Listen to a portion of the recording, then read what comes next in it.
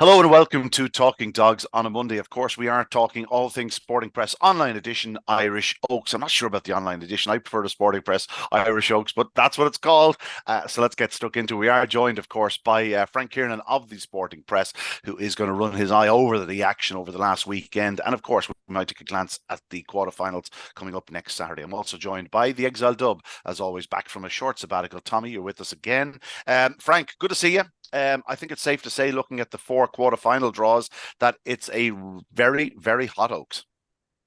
Yeah, it definitely is. Ian. Just getting a look at the draw there this morning and very wide open, especially after the weekend. Couple of not saying a little bit sort of shock results. Thankfully, like some Monaghan still qualified in that, but just quick look down to the cards. It's definitely wide openly. Couple looking at it last week after a couple of real flashy runs, you said it could very quickly turn into a two or three bitch affair. But after last weekend, now anybody that's still in it will be fancying their chances. Yeah, Tommy, I think we know your view on the bitches over the last few years. A special group Hmm. and a special competition. Yeah, it's funny. I was just looking at the betting for the outright betting for it this morning, and the top two in the betting were both beaten the weekend, Yeah, which is just tells you kind of the quality, the depth. I think is what it tells me anyway. And brilliant to see Ratdown Molly winning races, continuing to win races. She's just a terrific little bitch. Actually, three of the top four I think got beaten actually the weekend. Drewby's Mandolin, Drewby's Fidget, Short Grip were all beaten. So it's a kind of a it. We said beforehand we thought it would be really deeply competitive, and I think it is. 3-1 the field is probably a bit short for my liking, considering I still know wiser as to what's going to win the race, but it is. It's really, really, really, really good competition now. yeah. Let's get stuck into it. I have a few views. I think trap draw will be important. Obviously, that's always the case with a competition of this nature, given the quality and whatnot. There are one or two draws and seedings you'd go, oh, please. Anyway, let's get into it. The opening heat of the night saw the fastest run of the night, Drewby's Adele. We knew how talented she was. It sort of highlights just how good the run of Drewby's Mandolin was the previous week. Drewby's Adele, get on the buddy, 28-21. She sees off Epic Chick and Sawdust Storm. Epic Chick, I thought she was a little bit exposed here. I thought she was in a perfect position on the opening corner, but she never really looked like challenging Drewby's Adele. Once Drewby's Adele kicked on into the back straight, Sawdust Storm actually came between the pair to move second, but Epic Chick stayed on strong to grab second again. 28-21, 2 lengths and 2 lengths, three top class ladies for second and third. These are three that can certainly play a part in the Oaks, Tommy. They definitely are. I thought Ruby's Dell just from the draw was the bet of the night, but when I was watching the race and Epic Chick broke as well as she did, I thought, oh well, there goes bet of the night. Yeah, I think what you were saying the Epic Chick was probably perfectly positioned. She was, and maybe the race the other night exposed where she's at her weakest. Maybe I'm not sure because I didn't think it would be down the back. Maybe it's the fact that saw the storm showed so much pace, got up in between the two of them with a nice bit of tracking and pace, obviously, to kind of almost force Epi Cheek back. I wouldn't like to put it down as too much of an excuse, to be honest about it. From a punting perspective, you don't forgive for those sort of things. Epi Cheek was in a position to probably win the race, but Druggy Dell, for having not led out of traps, I thought she tracked really well, showed great pace, and it just franked the form of Druggy's Mandolin, as you said from the week before, because that was a savage run, 28-12 the previous week. Yeah, Frank, again, three talented ladies, but Droopy Adele, when she is in the red jacket, like that's when she's at her most potent. Yeah, it definitely wants to be drawn as close to the fence as possible. And she had done it well. Like looked as if you said just Epic Chip was going to give her a bit to think about under the bend, and she just kicked on, made all, and very very dominant winner. And as you both have alluded to, it's a massive pointer to Mandolin. You'd have been saying she was an absolute moral later on, as we know it turned out not that way, but. Definitely is a great line of form. It just shows you that this lady's got Adele's going to definitely be in the mix as well. Like Yeah, it's one of those heats where it sort of highlights the need to be razor sharp in the early yards, because you look at the three that went out. Ballymac Wendy not so much. She's a bit of an all rounder, but 365 and Prices on Ice, they're both really strong ladies. Obviously 365 was a Derby finalist last year, but just in the 525 yards around Shelbourne Park in a race 1 28-21, it's just impossible to come from off the pace, really, isn't it, Tommy? Yeah, it is. It is. I do think 28 seconds to be broken. I don't think the track is on fire at the moment. Funnily enough, Hmm. Yeah, I let's don't know get what your feeling is on it. Yeah, it's not on fire, but yeah, it's still going well enough for bitches to be doing 28-21. I see what you mean. It's not top of the summer growing as such, you know. No. But yeah, I could But certainly I see think it. that's down. I think that's down to the inconsistency in the weather at the moment. I mean, you go Yeah, from one day where it's piping hot to the next day it's lashing rain, and they're not just a bit of a shower. They're thunderstorms, which are not. Sometimes you think that a bit of light rain is actually great on top of the sand, but actually, when the way it's coming in at the moment, it's ridiculous. I was traveling up and down the country over the weekend, and it's crazy. You went from a lovely day to about 10 miles later, and you're absolutely the wipers are on full blast. They're not even clearing the windows. Like that's the type of stuff at the moment. So I don't. I see. Like we'll talk. Probably mention Curraheen later on. I think there was Curraheen was maybe 60 slow for the 750 the other night, and things. You know, the tracks are affected obviously by that really weird weather we're having at the moment. yeah, and it's sort of it's the pressure as well. Like it's sometimes it's sort of humid, and other times it's not so humid, and Yeah. sort of moisture. There's a lot of moisture knocking around. All right, walking this morning, it was heavy. Let's get on to the second heat. This was won by Bretta Melba. This was what they call a fast away rallied sort of performance. Bretta Melba took a flyer, led it early, challenged and headed by Carrogue Lady, and came back at her in the closing yards to land the spoils. I was amazed that Telon Bella actually grabbed third on the line. I'd nearly announced Velvet Duchess. She went up an awful lot of ground in the last 25 strides to grab third, but this was about the front two. Beretta Melba, she may have been 14-1, but I think she was fully deserving of a victory, Frank. She was a very gallant display. Yeah, so you said took a flyer out, then looked in trouble with Carrogue Lady, but rallied again. But and the first leg was smart double for Graham Kelly up in Clara Yeah. Head, and a fully deserving win at 28-50, 14-1. Very lucky to sneak through the week before, only fifth beaten over 8.5 lengths. But there's form in the locker, like she's 28-30 around the dock, and she went to the quarterfinals, maybe the Sprint Cup last year. So probably was no forlorn hope. 14-1 chance probably last week on her effort the previous week, but clear run last week out. And I have to say that she was real gutsy to come back at her again, because she looked in serious trouble. It looked beat like whenever Carrogue Lady had picked her up, but rallied down home straight again, and a very deserving winner. Yeah, Carrogue Lady, Tommy, she has blistering early speed. She's just not quite got her trapping together as yet in Shelbourne Park, but she showed plenty of pace. We knew she'd be vulnerable off the last bend. She's after using up a lot of energy to get to the front. She's picked up on the line, but yeah, I think this is a heat where it sort of just goes to show there's probably not a bitch in the Oaks not capable of doing 28-50. On this case, it was Brenna Melba. It just goes to show, like, even though they're big prices, there's plenty of them capable of a big run. Yeah, like with the likes of Carol Daly, she's dependent on hitting the lids right. She has that pace. You saw below Tralee that she was picked up late in the heat by Baby Bucko, and she was another day she led all and beat Culvaniato.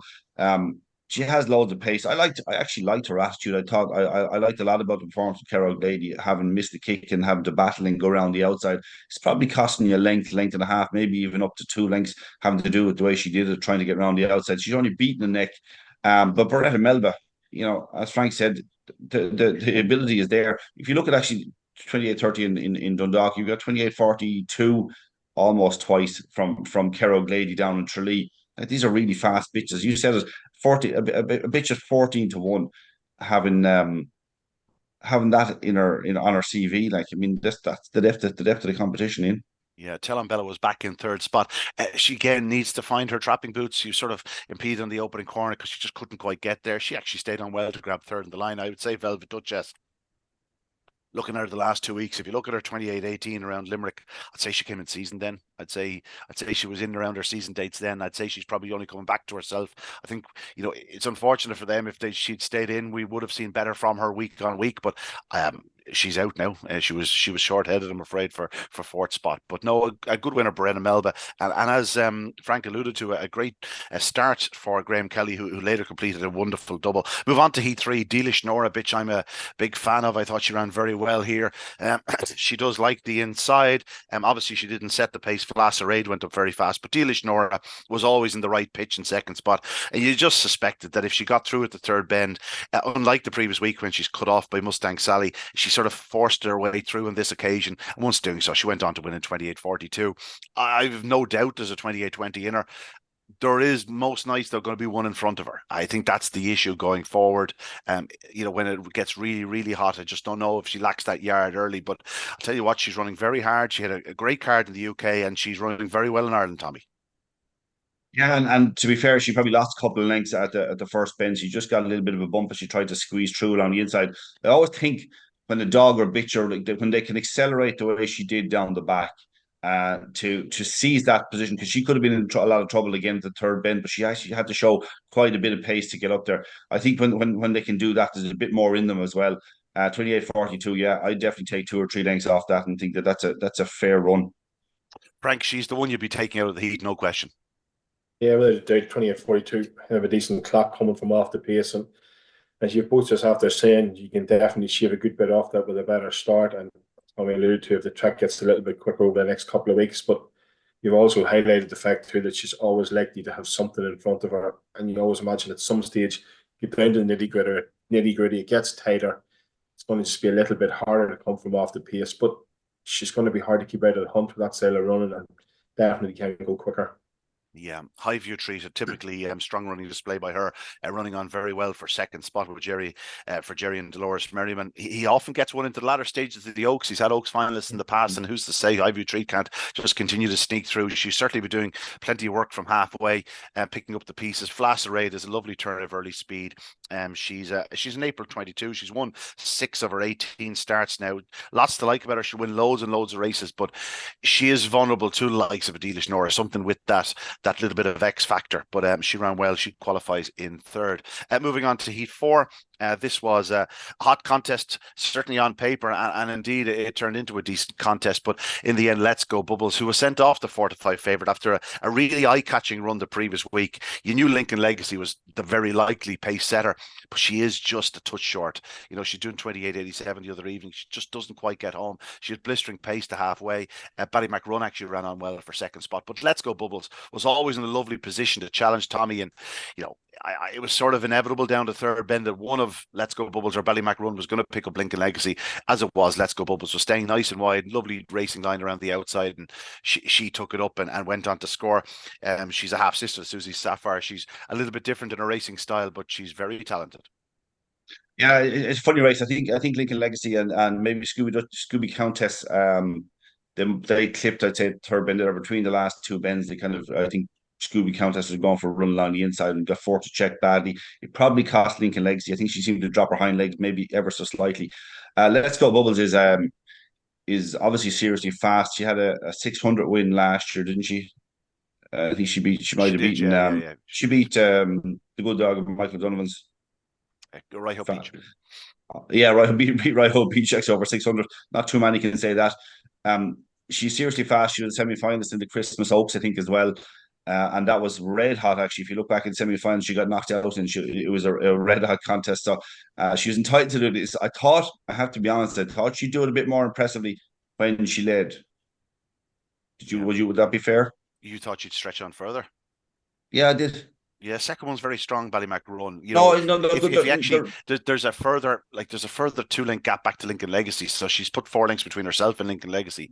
Yeah, well, the Lincoln Legacy bit, I got clipped from behind and lost momentum, and I maybe would have expected her to do slightly faster than 28.59, if that's what you mean from where she was. Yeah, maybe so. But the way I'm looking at it, I'm thinking she's going to improve a bit. I don't know. I think there's.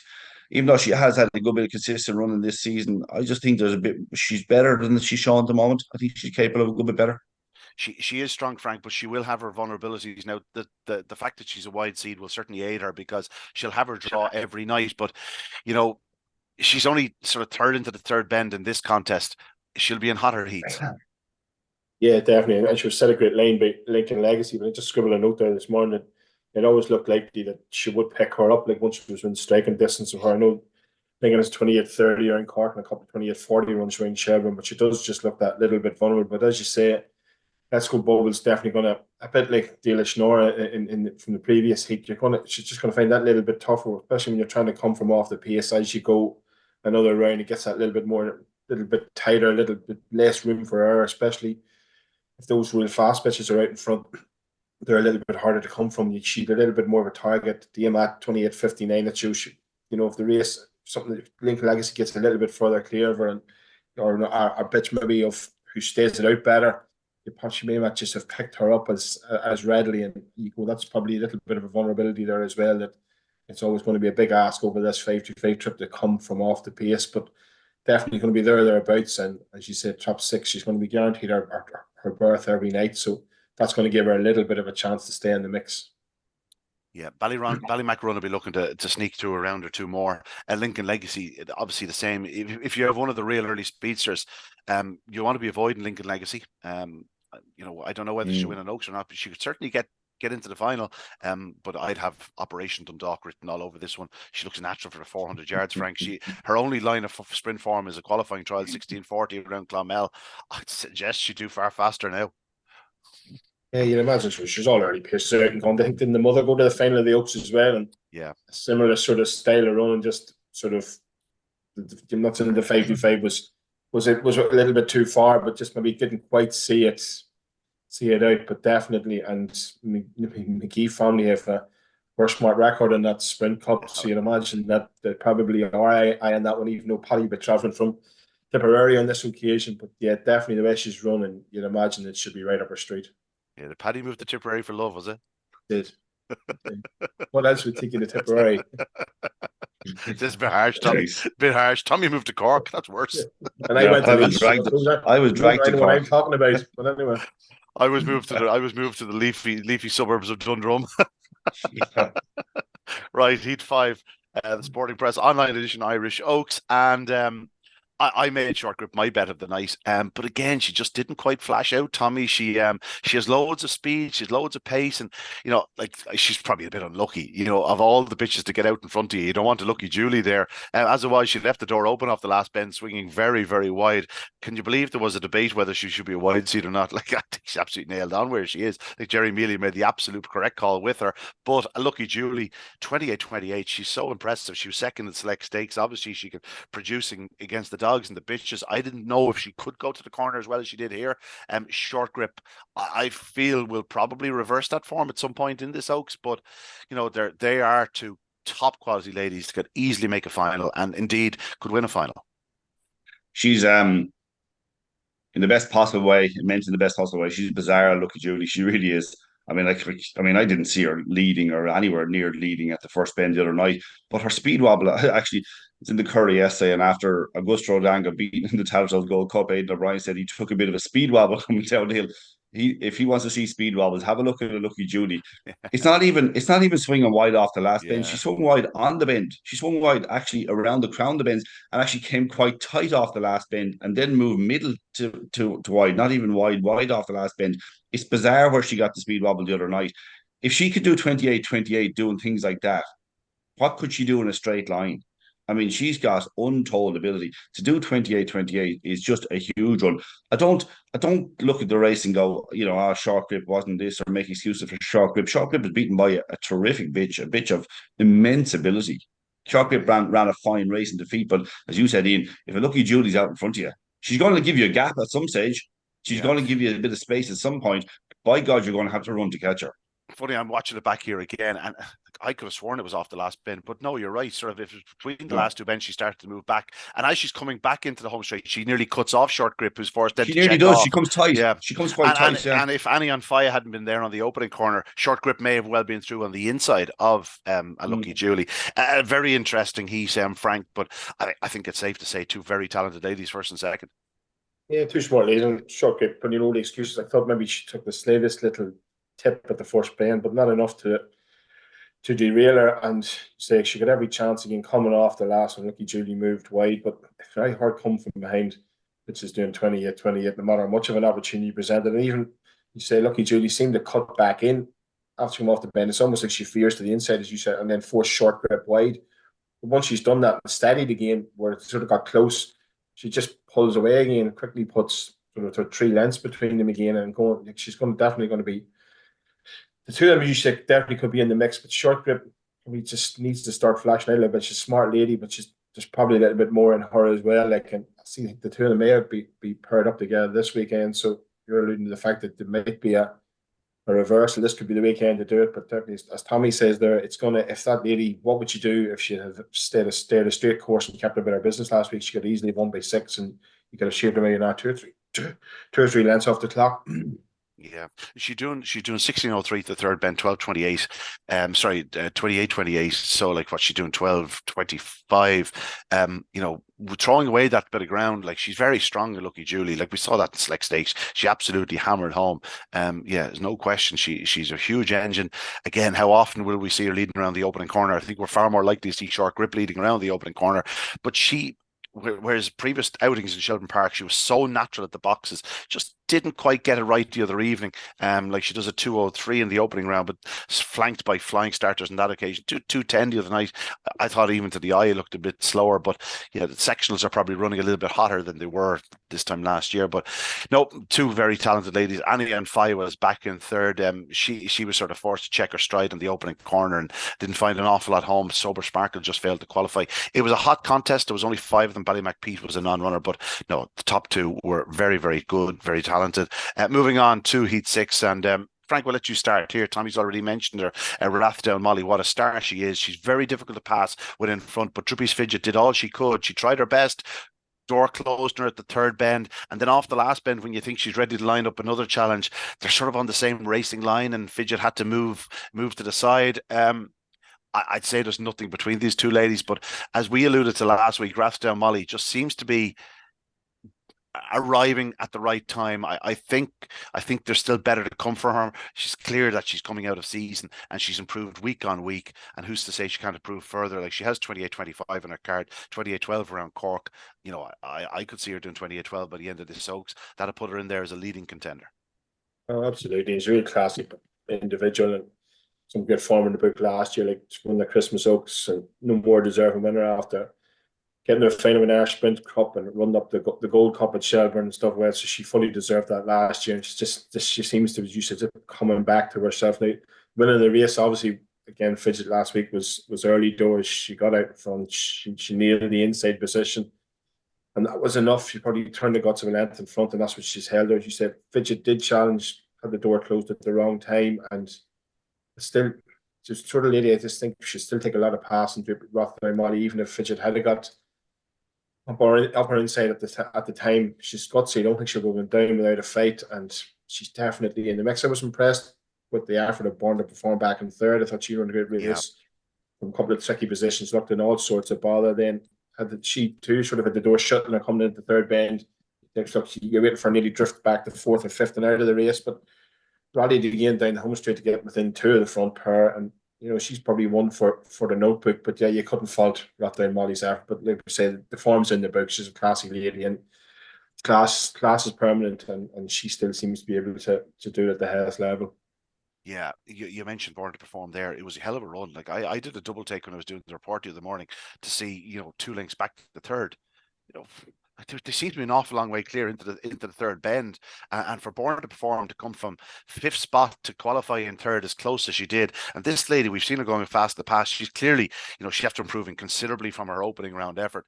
She's clearly coming back from season dates as well. Like who's to say where her improvement will end? But as it is, Rathdown Molly will most likely be in front of her every night. If you actually look at the last 25 yards, Tommy, Rathdown Molly is not conceding any ground up, in that last 25 yards.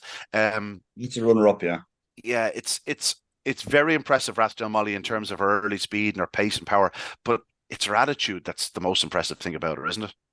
Yeah, because I think actually the most impressive part of the race for her was the third bend where Droopy Fidget was trying to get up along the inside. Droopy Fidget wasn't pulling away, but Rathdown Molly would be aware that she's there and just drove the bend, drove her line, and that's it. Like she's it's a great sign of a bitch that's locked onto the hair in front and just chasing hard. She just said, "No, this is my line. This is the line I'm running." Didn't check out, didn't move off. Oftentimes, you'll see a dog or will just kind of stand if a dog's trying to go up the inside. It'll just almost stop there a little bit, or just hesitate and let the dog through along the inside, or two of them will come together and be a bit of a bump. She said she just decided, no, this is what I do. I'm racing here a long time. I'm just driving around that bend on my line, and that's it. If you want to do something about it, do something about it. It's a great thing to watch in a greyhound. It's a great thing to have in a greyhound, and it's a great thing for like she's in such good form. Like Frank mentioned what she'd already done. Like she's second in the Gold Cup last year. She won the Consolation Laurels and she won the Christmas Oaks. She's a really really top bitch, and she's actually a joy to watch. it's a great test for True, because True Fidget is a proper bitch, proper ability, real. I mean, that 28.45 could be 28.05, and it could be the same result, a length between them. That's how good both of those are. Yeah, no question. I get the impression that this lady would sing for Mary and Skippy. I just think they know how to get her tuned. No, I mean, like, I'd I say know what you mean. I wouldn't say there's any difficulty in training her. I'd say she's just an absolute gem for them. For Bill Mulholland, the owner, like, he must be just an absolute joy to be involved in. And best of luck to Rathdown and Molly. But indeed, as I've alluded to, I think Jumpy's Fidget and Born to Perform are certainly two for the shortlist too. This is long shortlist. Does that make it a long list? Heat seven. Druppy's Mandolin was well and truly beaten in this contest. She actually ran a remarkable race from the second bend to even qualify. She is a mile out of it. She's beaten 11 lengths.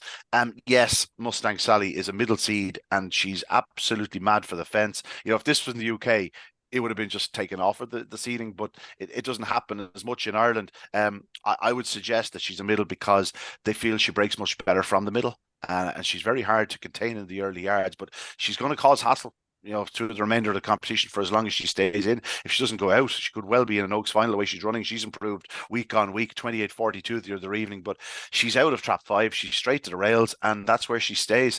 Piccadilly Attic got running behind her. Druppy's Mandolin, while it doesn't happen for her in the early yards, and she gets balked at the opening corner, I think this was a slightly flat run anyway, to a point. Now, obviously, she flew from the second bend, but I think that 28.12 run, Frank, may have just taken a little bit out of her. It was her first run of the year. Here we are, like, we're talking mid-May. I think she'll bounce again now. I'd imagine she'll be, back to something like her opening round form in the next round. And I still think she's probably the one to beat in the competition. Yeah, just that little bit, as you said, is a bit bounce factor. Sometimes to do those super runs, and then you have that sort of knockback effect a week later, back a little bit on themselves. She was a little bit slow there, so didn't help herself early doors. So the race was over as a contest once she got in trouble, and Mustang got the run of the race early doors. But to come from where she came from, just looking back at the video this morning, and you couldn't see her. He couldn't see her or Ravens with Elsie. I wasn't actually sure which one. It's one of those races where I'm doing the commentary. You wouldn't even normally look back that far, but no, because it's who it is, I made sure I looked back. She's lengths back off third. Never mind off the winner at the second bend.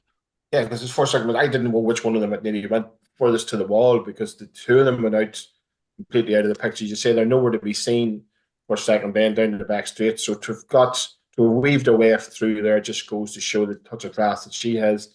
As you say, she is still a lady to beat. I can put a line through that. She's walloped at the first corner. She didn't come away. Probably obviously put herself in that little bit of a ball by not coming away as well as she did the week before. But 28-12, we know what she can do, and I wouldn't be surprised to see her bounce back. And she's a worthy favourite, and I imagine still the one they all have to beat. But don't take away from the winner. Done it nicely, Mustang Sally, and a little bit pissed, which was just saying there about her definitely wanting the rails. When you had to look at the comment in the car, middle of the rails first and second, and as you said, could cause carnage. I have a feeling someone in the racing office put that on purposely, just to sort of make a point. Statement. Yeah, you're really not where you should be. But yeah, definitely, if she gets in the wrong pitch, she could do somebody a massive disservice. But there's no doubt about it. She can move to 28.40 is a decent spin. She wins by 4 lengths, and but still, Mandolin, I know she's another 11 lengths adrift in total, but it's a hell of a performance from where she was. I'm sure she could have been 20 behind. I'm sure at one stage maybe more. So it's a massive effort to rally back, and I definitely wouldn't be putting a line through her yet. I think she's still going to be thereabouts. Piccadilly Attic was second. We have to mention her. She's out of an Oaks winner, and Ballymacbeanie. She's improved from the opening round 28.70 in defeat. She does have a 28.36 round Shelbourne on her trial card, excuse me, and a 28.26 round Clonmel from the front. I still think there's better to come from her, Tommy, but this is probably about the first and third. Mustang Sally and Druppy's Mandolin. Why is the middle seed on Mustang Sally? She was an inside for the first round. Was she an inside in the first round? Sorry about that. I didn't realise that. I just assumed she was a middle from 4. She's been an inside until that run. And she was middle early. Obviously, you start off middle. She was, according to the website, she was an inside in the first round. She's been inside since since her. She was straight for the fence from top 4. I don't know. Yeah, exactly. Maybe they just feel that she breaks that bit better from the middle. I don't know. It really doesn't make all that much sense to me. I think she'd have given herself a better opportunity to win the Oaks from the inside, but you know, that's the view they took. Go ahead, Tommy. Yeah, she has terrific early pace, and it was like it's actually it's not just her braking, it's her acceleration that's most impressive. That's what it is. She has more acceleration, I think, than most of the bitches in the competition that I've seen. Look, and this is just to the eye, because I have to say I have no faith in the sectionals, and that's not to say that they're wrong, but I do think the ground is affecting them big time week on week. And like you're looking at a 2:06 last week and a 2:13 the other night. I don't know where the length is difference. Maybe it is, but it just, to me, to my eye, I don't see much of a difference in it. In fact, I think it's more impressive the other night the way she went to the bend. So I can't use I don't use them as a guide at all anymore. I really don't. I find them I struggle with getting them right. You can see dogs fast away led all 2:06, fast away led all 2:19, and you're going, I don't know. So I kind of it's just using the eye. Her acceleration to me looks the most impressive in the competition. That's not to say she's going to lead every single night, but it will be hard. It will be hard to beat her. There will be competition. We talk about Lincoln Legacy having that sort of pace as well. There will be competition as we go on, but I love the performance, because if you can break like that and do 28:42, and we talked about it, the track is definitely not at its peak at the moment in terms of speed. She'd probably be able to shave 20-30 spots off it through the competition if she stays in the competition. So she is a player. She definitely is a player with that acceleration. Yeah, she's out in 5 again, obviously, next night, given the competition middle seed. She has Annie on 5, Beretta Melba, Sawdust Storm, and Druby Zadell on her inside. She's going to need to be every bit as sort of. There are only 4 middle or wide seeds as well left in, so there's possibility she could be in 6 in the following week if she qualifies next week. Yeah, there's only 3 wides left in it. Or 4 wides left in it. Three middles, 4 wides. Beg your pardon. Yeah, Druby Zadell got a nightmare in trap 4, doesn't she? Now, I know she's going to be edging for the inside herself, but I don't think she'll be edging in as quickly as Mustang Sally. Carogue Lady has an absolute dream draw on that heat looking forward. Druby's Mandolin back in 3rd, Tommy. She's obviously still a big player. We saw it from Ballymacdanica in the Kirby. She went a full second back on that 27.93 run the following week. Sometimes it just takes something out of them. Now, she's after taking a hefty wallop in the opening corner as well, but she does 29.19 a week after doing 28.12. It just goes to show greyhounds, like, it's not an exact science. No, it's not. And look, I know she's had very little racing recently and all that, but you can be sure that Robert Leeson has brought her along with plenty of work and so she's hardened enough that it's not going to leave a huge mark. 28.12 was a massive run, but but I wouldn't factor that in. She had to show as much pace the other night to qualify. It went off the screen obviously when she got it's one of those ones where when they just get carried all the way out, and it's frustrating as hell, because they're trying to get away from the dog in front of them and they just can't untangle themselves for a while. She showed terrific pace to qualify, and she's still going to be hard to beat. But it is wide open. I'm not sure the 3-1 would entice me to back her at this stage, but it's I think it's more wide open than that. Yeah, no, I tend to agree. Move on to the last of the 8 heats, and this was the second winner for Graham Kelly, Beretta Reba. She's been running very consistently around Shelbourne Park of late. Frank, this was the first time she got loose on the head of affairs, and in a race where there wasn't what you'd call huge early speed. She had that chance of going around in front, and the layers certainly took that into mind as she was sent off the even money favourite. I didn't think she'd be that short at all. I was sort of fancy it, Kate a little bit, but in the truth, this was pretty much a procession for Beretta Reba. Fine display. Graham Kelly, great night. Yeah, clean run race, no excuses. Like, there was no real bother. She took full advantage of her pitch, and I think she had a 28.39 trial around Shelbourne. So again, she's done 28.40 the week before in defeat, so more than capable.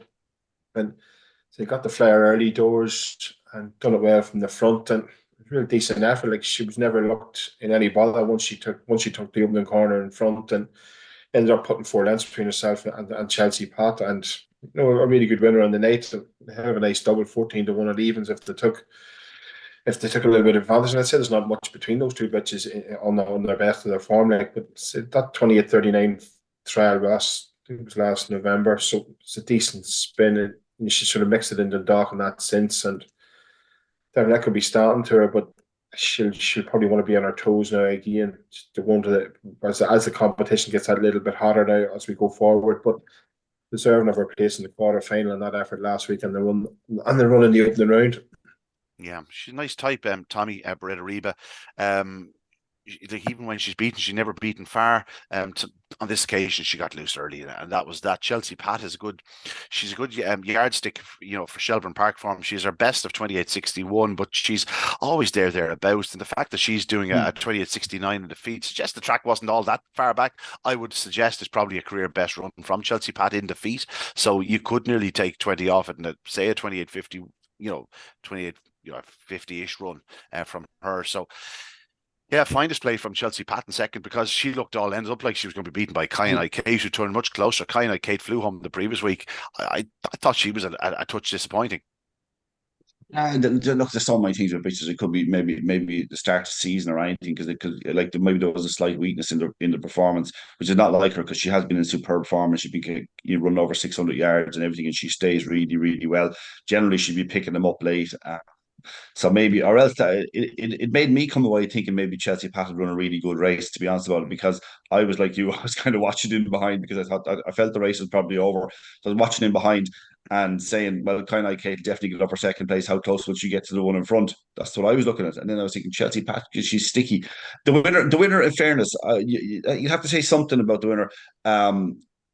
Took her a little bit of time, and this is something I do like. It took her a little bit of time to kind of find her trapping boots. She kind of was missing the kick a lot, trying to pick her way through races and things like that.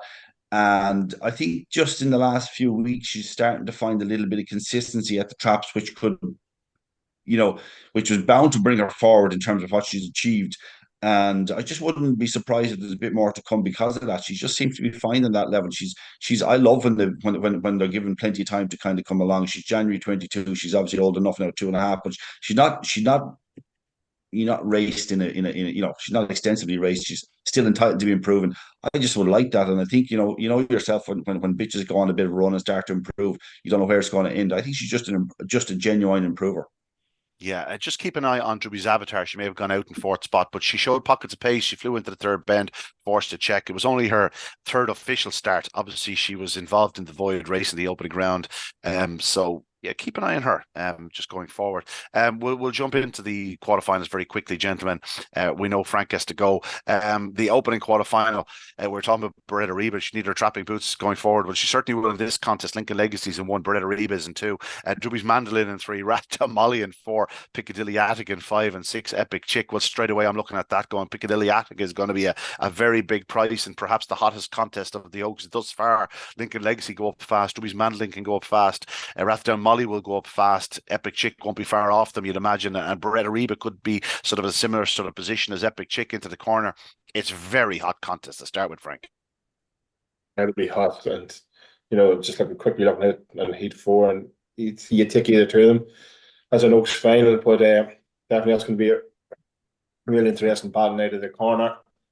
Lincoln Legacy probably just shades maybe Beretta Reba now, even though they played the Linnet last week, but probably just turns in front to be blessed with that. But not down Molly breathing down Mandolin's neck. It's an Epic Chick out in 6. It's a real decent, smart, classy heat to get the quarterfinals up and running, and Druby's Mandolin will have to be at our best to bounce back, because it's definitely not going to be anything easy in that heat, especially with the company she's in, and it's a tricky one to try and even call a winner of. But yeah, it's a hell of a heat to get the thing started up and running again. Tommy, I'll be going 3-4-6. I'll be going 3-4-6 with a view that if 3 or 4 get to Lincoln Legacy early enough, that she will probably fade out of contention. Epic Chick could be picking up the pieces, but it's just an intriguing contest. The concern I would have is if Druby's Mandolin goes back to the previous week to the 203, is Rathdown Molly in a bit of trouble potentially? I think she'll keep going. I think she'll gutsy. I think she'll turn close enough. And I don't think she'll be giving up ground or anything like it. It's not a question of her attitude and that she's the best, as good an attitude as you could want from a bitch. But it's just that you've got Lincoln Legacy who can go up fast. I wouldn't like to underrate Beretta Reba either. I think I like that. No. I like that the other night. She's an improving bitch. Yes, she's probably got a terrible draw, and she's bound to be second outsider in the field, behind Piccadilly Attic. I just wonder, because Rat Molly is so solid in breaking and doing what she does, that even if Mandolin is back at her very best and her sharpest early, where are they going to be at the first bend? The two of them, like Frank says, it's impossible. I would find it difficult to say I'd have a bet in that race. In fact, it would be one of those ones that if you have to have a selection, you'll have a selection, but you'll just stand on the sideline and watch and hope that they all get around safe, and that top three, the best three bitches qualify just for the sake of the Oaks. But in terms of having a bet, actually, I don't know where I stand with Epic Chick. I still don't know where I stand. Like the 28-second run below in Limerick, wasn't it? Yeah. 28 second run in Limerick. If she could do that in Limerick, she could do it here. But the other she's going to need to absolutely explode from traps. Was the other night? Was the other night did she lose position from having a winning position, or was it a really good step in the right direction? A step back towards that? Maybe it was. It could be a touch of both. All I know is that if she doesn't lead Drubby's Mandolin or Rathdown Molly, she's very unlikely to beat them. Oh no, look, and actually, do you know what? This is the type of race. This is the type of race where there could be a 27 something done, and the reason I say that is because if one of them flies and gets a clear run, I think Mandolin is the only one capable of doing it at this moment in time. Probably none of them could do it on the track if it runs like it did the other night. I definitely think you were saying, looking at the last race, it mightn't be that far back. I know it changes over the course of a night, but on the track the other night, I don't think anything could. But I think Epic Chick could do it. Maybe at this moment in time she can't from the draw. Maybe not. She probably needs to be dropped slightly in company to guarantee that clear run. But she could do it too. The Epic Chick. We'll get through it. The second heat, Annie on Fire, Beretta Melba, Sawdust Storm, Droopy Zadell, Mustang Sally, and Kerr Glady. Much will depend on what Mustang Sally does and whether she can get clear of those that are inside. Kerr Glady is an ideal draw on the outside. I'm sure she'll prove popular with punters. An intriguing contest. Tommy, in 2 words, what do you fancy? You know me, I don't do 2 words. It has to be Mustang Sally though, and the reason being because Droopy Zadell, to my mind, just watching her, this is again not using any sections. To my mind, watching Droopy Zadell, she breaks, but she doesn't fly out of traps and get momentum straight away. She has to pick it up, and that's what she did the other night from trap 1 to win. She showed momentum into the bend, and if that's the case, Mustang Sally will be gone. Frank? Yeah, you imagine she might just shade it around in front. Vicky and Tommy's looking over the section as well in the section. She might just have enough to get the better of Droopy Zadell on the run to the corner, but definitely best on bits in the race is trap 6. But she need to sort of improve again from last week. So she had every chance last week after going in front rally, but definitely she's going to get plenty of room to move on the outside, and you'd be surprised if she doesn't at least qualify Carrogue. Yeah, I'll be with Carrogue Lady. Heat 3, Flasserade, Dealy Schnorra, Born to Perform, Ballymac Run, Kyanite Kate, and Let's Go Bubbles. All very decent, all very capable of a big run, but perhaps not the real star names here. Frank, what's your idea of the winner?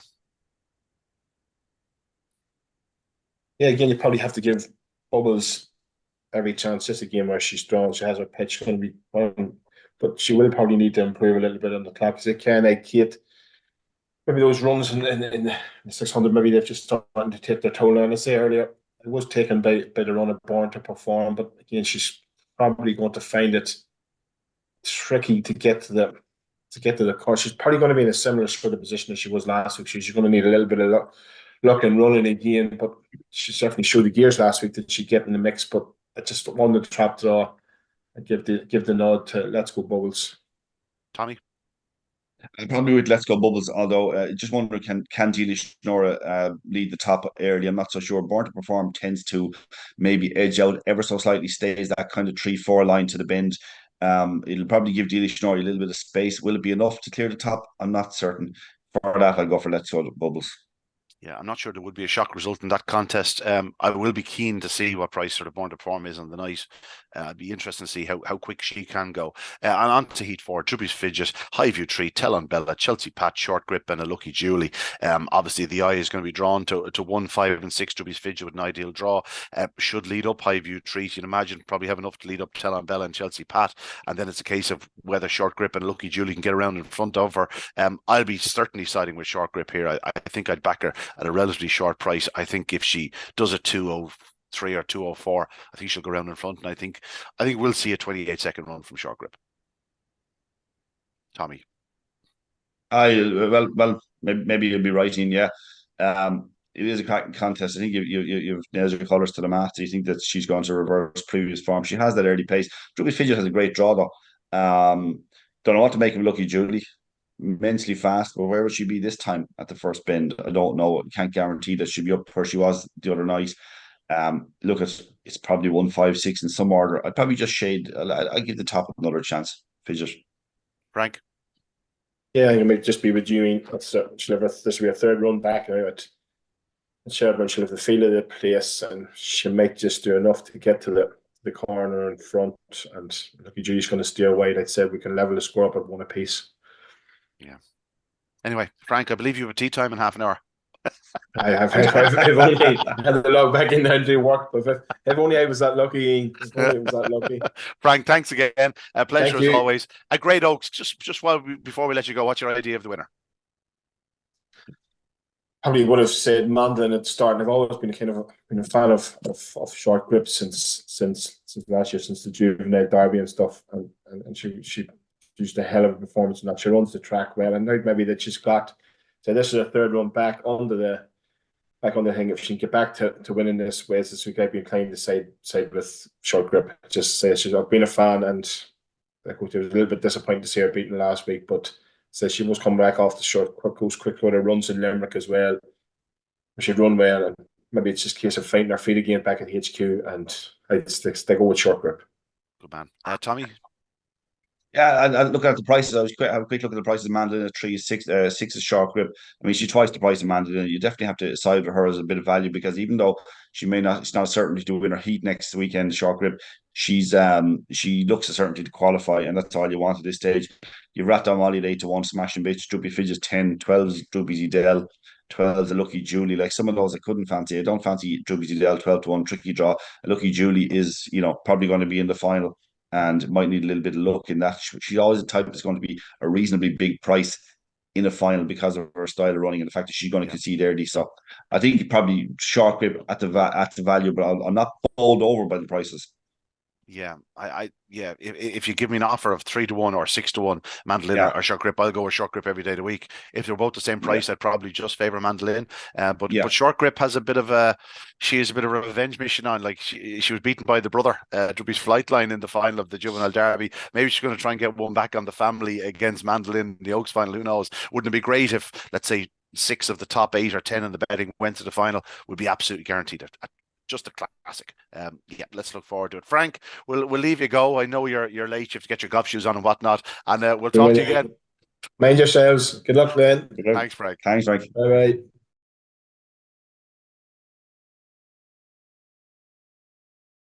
Yes, sir. Thanks again to Frank Kiernan for his wonderful words there on the Sporting Press Irish Oaks. Tommy, there was also the opening round, the Resets Open 525 at Shelbourne Park on Saturday night, and we had 4 tremendous winners. It is worth pointing out, like, it was worth €10,000 as the winner of this competition. It's a mini open. The first heat went to Mustang Sam. Of course, he is at a Mustang KC, making him a brother to Mustang Sally, who later won the Oaks. Miami King won in 28.74.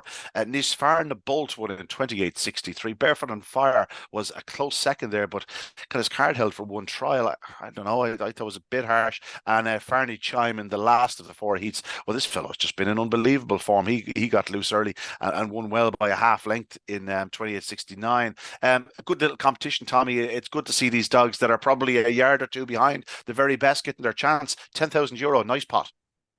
There've been a few of these, haven't there, recently in terms of that sort of money. I mean, we're looking around the country and going, there's a stake worth $3.5 grand, and we must talk about that.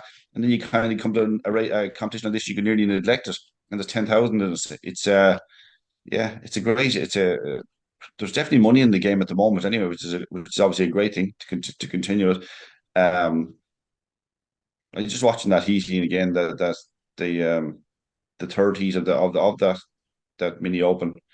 Yeah, it's very close to the line. It's very hard to see exactly what happens, isn't it? Colouring doesn't help either. But yeah, I just on the night, it didn't dawn on me, and I often go with first impressions. Yeah, certainly no contact to the line, but yeah, listen, it's one of those, you know what I mean? Obviously someone has been keeping an eye on him, and maybe just they decided that, rather than doing anything wrong in the second round, they just let him pull him aside and give him a little ticking off. We stay with Shelbourne Park because on Friday night, Ballinakillalf continued to impress. He's now 7 from 7 at Shelbourne Park, Tommy. He won the Island Bridge Open Sprint. He didn't lead into the opening corner. Instead, Cree Jojo went up very fast from the inside draw, but he was always going to struggle to hold that inside line. Ballinakillalf and Romeo Taylor improved into the corner to get up me son, who was fastest into stride. But once Ballinakillalf secured that rails pitch, he runs the opening 2 bends as fast as any dog I've seen in a sprint. He just doesn't seem to slow down, and he goes from being a length or 2 behind to being a length in front into the home straight. He gallops the line, wins, not in the fastest time he's ever done, but I'll tell you one thing, it was a mighty impressive display by what is a really top-class sprinter, Tommy. This is sprint racing at its best. He is fiercely competitive. I tell you what, you'd have torn up your ticket going into the first bend. You said, "I have no chance here," because like the two on his inside, 1 and 2 are both in front of him, and the 5 dog is challenging on the outside. Somehow the 2 dogs seems to lose a little bit of ground, and Ballinakillalf, in fairness, ran into it very quickly. The runner-up Romeo Taylor has shown a lot of ability in very limited opportunities. I think he could be a little bit special if he ever puts it together fully. I don't think he's doing everything right at the moment. I think there's more there when it kind of just a touch to this point inconsistent at boxes. But like if you look at his run through the rural kennels on race down at Clonmel, like he does it 283, 282, 277, 283. That's the sort of consistency we want to see. We haven't seen it from him in sprints as yet. It's been a bit of a misstart break. But if he does get it right, he certainly has the ability to go very deep into the likes of the Irish Sprint Cup. And the fact that he has won a competition of such great standing, beating the likes of Ballymacdanic, Toolmaker Bud, Carrickino, and others, suggests that they could step him back up. And who's to say he couldn't end up in Cork rather than Dundalk? Yeah, he certainly could, but I'm actually, you know what, Dundalk is often a great stepping stone in that direction, because you have the long finishing straight in Dundalk as well, which and obviously the 400 yards. To me. I know, even though they're run to the escape, any of the dogs don't know that the race is over. They can, apart from the fact that the hair is pulled away a little bit quicker from after the line. But I just think that it can improve them, or kind of just they learn a little bit more. If he got a bit of consistency around Dundalk, he's the type of dog to me that could develop into a Sprint Cup winner, actually, Romeo Taylor. Now, Ballinakillalf, going back to, we don't be hacking on about the runner-up. Ballinakillalf is a funny dog in the sense that he was a flying breaker over 5.25, and you think, well, he's definitely going to be the most natural sprinter of all time, because he wasn't getting home. He was showing terrific early pace. In sprints, he's a little bit hit and miss at the traps. That's probably a little bit harsh. He just doesn't tend to fly out all the time. No, he never flies out. He never flies out. I can't remember any night he's really flown out over the bends. Yeah. It's and as I said, the bends. 7 from 7 in Shelbourne Park, like that's fair doing. Like when you consider, like there's a big sprint at the end of the year, Winter Racing Festival, you have Derby final card, and there's good open race sprinting through the year. Of course, they'll be bringing him elsewhere, for the bigger nights. You'd imagine, like he's run at Limerick and Cork and Waterford in recent times. Like, go wherever you want with them. And again, who's to say they won't step back up the 4 bends at some point during the year as well? Lots to look forward to. Good sprint division. Actually, might have pulled you up on something there. It was joint second, because Cree Jojo, who ran a remarkable race in defeat after showing all that early speed, like he had a serious injury last year. To get him back to this sort of level of performance, beating only a length into second spot, joint second spot, be it in a race of this nature, is a real testament to Owen McKenna and the work he's done with the dog. Let's move on. Kilkenny on Sunday night, Tommy. Did you chance to catch up? Because the final of the Champion Open and Race Stake went to Montine Wildcat. Much was said before the race about whether Broadstrand Sid could clear those in his inside. One dog I thought he was certain to clear was Ballymac the Lad, but Liam got Ballymac the Lad out, and that was enough just to hold up Broadstrand Sid in those first few strides. He did get to the front, but Montine Wildcat was right on his heels in the opening corner. And there was a certain inevitability from there on. Broadstrand Sid, as fast as he is to the third bend, he's not the strongest thus far. He's getting stronger and stronger. And I think he's a hell of a prospect. Trap 5 was the undoing of him. However, Montine Wildcat pounced into the third bend, went around the outside, wins in 28.85, estimated 28.65. A hell of a run by the winner. He's going to be renamed in the next week or two. He was actually bought after the opening round of the competition by a syndicate made up of Bev Lockheed, Graham Box, Austin Whelan, and Thomas McNamara, and he's going to be owned now by the Remember Them syndicate. He will be renamed. He's an exciting prospect, Montine Wildcat, but so too Broadstrand Sid. I think we'll be hearing plenty more of these two. I really loved about the performance. Obviously, you said Ballymac the lad broke well, and that kind of slightly held up Broadstrand Sid. That's just racing. That's part of it. Broadstrand Sid showed lovely pace to get to the lead. The winner, Montine Wildcat, showed great pace to follow him round down towards the third bend. Broadstrand Sid is kind of holding him out just a little bit. And then when they get to third bend, as a Montine Wildcat is going by him, they actually come together quite a bit. And actually they hold each other up to the point that the dogs in behind are kind of closing down a bit. I would like the fact that Broadstrand Sid was able to hold on to second place. That's encouraging. That's showing that he's getting a bit stronger. But the winner doing 28.85 off that is huge. I think that's a massive run. Massive run. Really is. He's a terrific prospect, as I say. And even had Broadstrand Sid cleared Ballymac the lad early, I think Montine Wildcat probably would have picked him up. I think there's definitely 15, 20 spots in him around Kilkenny, which is huge. Yeah. Montine Wildcat, a dog I would love to see around Shelbourne Park. I don't know where he's going. He's beg your pardon, he's joining Graham. So I'd say it's safe to say we'll see him at Shelbourne at some point, Tommy. Just take that from me. All right. That's a little bit of inside knowledge. You know. I know. No, a tremendous winner. Well done to all involved. And a wonderful, wonderful champion open and raced stake once again. It's just amazing year in, year out. It's a conveyor belt of stars. Moving on. Newbridge on Friday night, we had the final of the Friends of Newbridge A1 Derby. It was won in tremendous fashion by Coonock Paddy.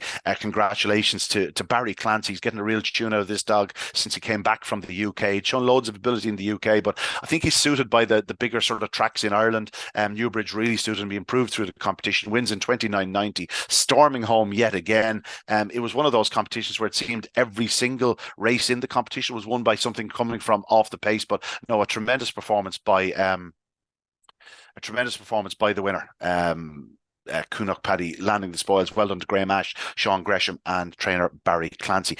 Picked up the Southfield brothers, Southfield Duke and Southfield King set the pace. Lilu ran on well to grab third, but Southfield Duke was second. I just want to mention there, last in the race was Lodgefield Mag. Down and owned by Davy Trainer, who passed away last week, Tommy. We must mention him. For many, many years, myself and yourself would have been hanging around Harold's Cross and, obviously Shelbourne Park. We would have gone to Newbridge the odd time. The Lodgefield syndicate, or the Lodgefield prefix, was well known to us. Davy Trainer was well known to everybody at all those tracks. A great greyhound man, sadly passed away over the weekend. Obviously his family's still involved. Jennifer is going out with Robert Gleeson, so she's seeing plenty of success in recent times, but a very sad time for them. Davy was sick for a while. Very sad to see the great man pass, but a real character. These are the characters we are losing, I'm afraid, but just our sincerest condolences to his family. Another great greyhound man pass. Yeah, because unfortunately it's part of life, but he was it's like everything in life. You think back to your best days, and you always kind of hark back to your youth at some stage, and those days that you and I spent in Harold's Cross, in the old Harold's Cross as well, and the before had been done up, and back that far into it in Shelbourne Park. Obviously, he was great. He was a great man, and very much part of. There were a core at the time that were very much kind of Harold's Cross people and Harold's Cross dogs, and absolutely fervently loved Harold's Cross. And that was the kind of track it was, wasn't it? Some people it was almost cult like. Some people just really really loved Harold's Cross. It wasn't that it was the best track. It wasn't even the best track in Dublin. Never mind the best track in the country. But some people just loved it. There was a kind of a character about it. There were people that were there week in week out, and there was just something great about it. And if you were to be part of it, and then anybody passing in the game is obviously terrible. But if you were to be part of Greyhound racing and to be part of Harold's Cross at the time it was at its peak was probably the highlight of Greyhound racing. I think of its existence, to be honest. Yeah, no. Listen, I had a good man with a dog, and his legacy will live on. Like there's an awful lot of well-bred dogs around, going back to the Lodgefield Lion, and that'll continue for a few years to come. So again, our sincerest condolences to his family. The late great Davy Traynor. Tommy, we'll move on. Tralee on Saturday night actually this week, we saw the final of the Lee Strand, and there was a tremendous winner in Dashing Toro. This fellow had obviously shown loads of pace through the competition for the twice a day, every day syndicate. I got to love that syndicate name. It was only his second victory in the competition, but he had done a 29:47 run in the second round. So clearly loads of pace there. He's Droopy Sydney again, out of Ballycount Lucy.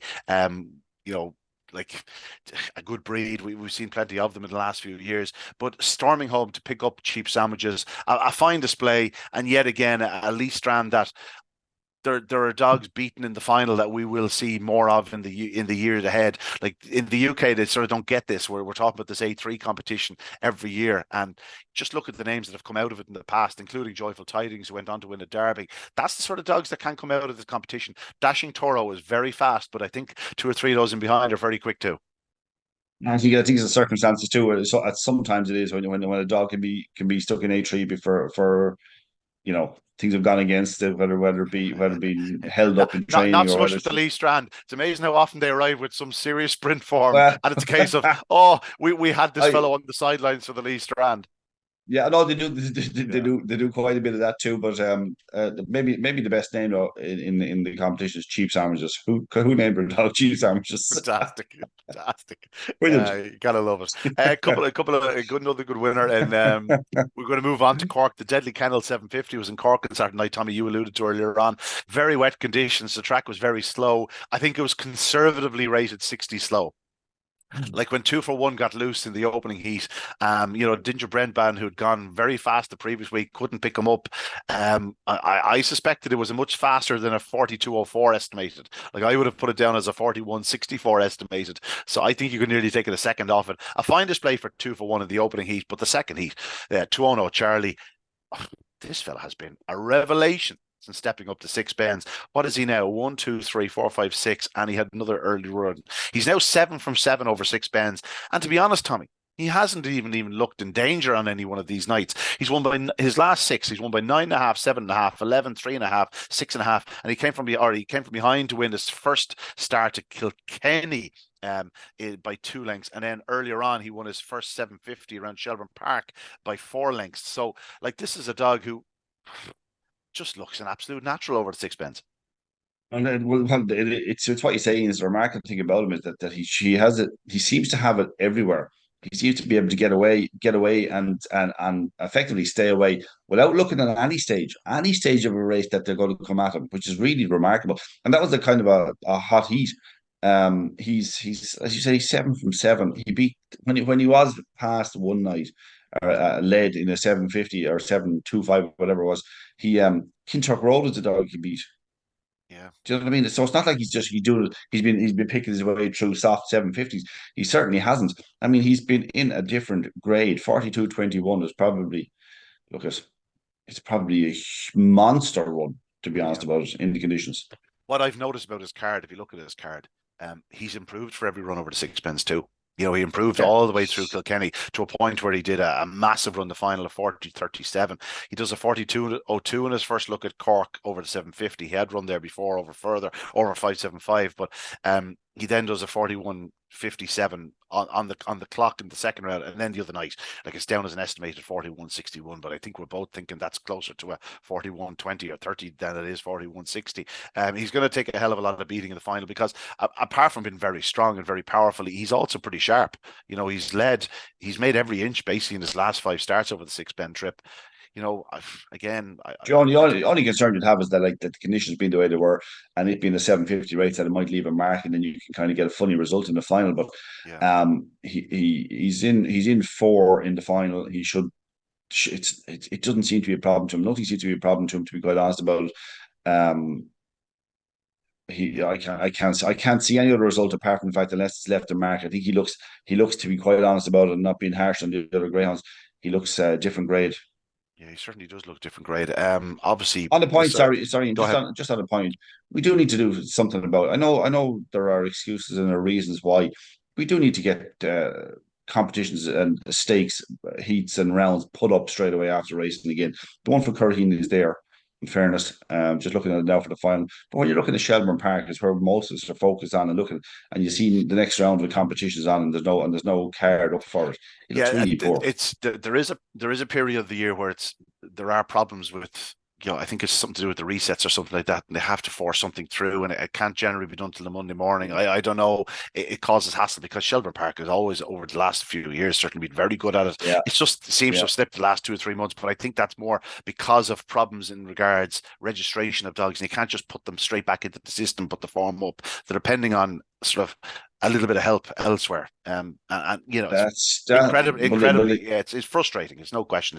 It's very frustrating. Getting back to Turno Charlie, Paul Dyer and Sharon Hunt, they've held on to this fellow. I got a phone call a few months back now. The late Stan Kennett, who passed away only in recent weeks, a great man to buy and sell dogs. He tried to get in touch. He was asking about this dog. I said, to be honest, Stan, if they haven't sold at this stage, I can't imagine they want to sell. They've held on to him, and the results are there. He's won 6 in a bounce now at this stage, and very likely to make it 7 in a row next week. Tommy, I think we're done with Ireland. We have to mention England. A great start to the English Derby. We won't have all that much time to mention it, but just great to see that, we know we're sending over some very, very strong performers for the opening round, and you're thinking, how will they measure up and whatnot? I think we were both fairly confident that they would definitely measure up against the UK challenge. We had 20. There was 25 heats in the opening round. Of the 25 of the 31 heats had Irish challengers. We won 16 of them. I think that's a measure of where we are. We have 34 from a possible 48 going through to the second round. That's over a third of the field. We had just a quarter of the field last year. Obviously smaller numbers last year, but looking at that 34 in the draw, it could easily be 24 of the last 48. That would be remarkable. It definitely will be remarkable. It's funny though, actually, and I don't know whether it's biased just towards home dogs or whatever, but they had the top 2 in the betting prior to the first round, when they had the bitch Queen Joni, who got knocked out in just unfortunate circumstances, and King Memphis, who actually equaled the track record. So he was the head of the market beforehand. But after that, then you're looking down through them and going, yeah, we've got Clonbrien Treaty, the other Kobe, we've got Swords Rex, the laddie Da, who posted a fast time, but actually was probably, the commentary was saying, he was deeply impressive. He got a savage run. He was out with the washing into the opening corner. Yeah, it was part of the Red Sea. But see, I'm not going to. Obviously, those that aren't as familiar with the dog will knock him and go, well, sure, he's going to have to, he won't be in the front. We know what he can do, but the fact that he's capable of still doing that run is what deeply encouraged me. Because that's all you wanted to pick. That's all I wanted to pick out of that race. Would it be a surprise to you if he popped out into 29:40 next week and took 2.5 lengths off the clock? Certainly wouldn't be a surprise to me. Yeah. No, I see King Memphis is still clear favourite at the top, but we're talking about the laddie that possibly going out and doing a 29:50 or 40 run next week. But King Memphis, I'd sooner him doing that 28:58 now in the quarterfinals or semi-finals or even final. I might just be a fraction early. I wouldn't have him as favourite. That said, Clonbrien Treaty is clear second favourite. I'm not sure I'd have Clonbrien Treaty clear second favourite either. So it's still very, very open. I'd be still 12 or 14 to win the field, I feel. But no, I think the Irish Challenge sort of did bare its teeth somewhat the other evening. And if you look outside of King Memphis and Barntick Bear, who did get loose the other evening, he's not always guaranteed to get loose. He's a very tough draw the next night against a number of the Irish. It's pretty much an Irish domination in the top 10, 12 in the betting, which is great. That's what we want to see. And hopefully we'll have the top 10 in the betting next week. Who knows?